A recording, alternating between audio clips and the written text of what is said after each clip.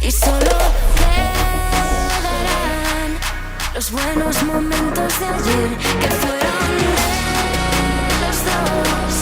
Y hoy solo quiero creer. Andrés y Ana.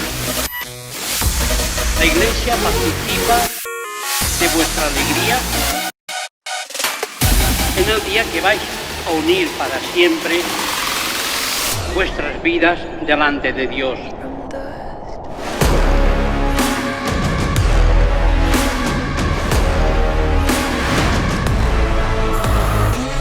Yo, Andrés, te recibo a ti, Ana, como esposa y me entrego a ti.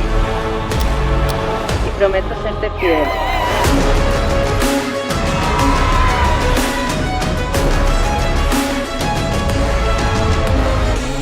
En la prosperidad y en la adversidad. En la salud Y en la enfermedad.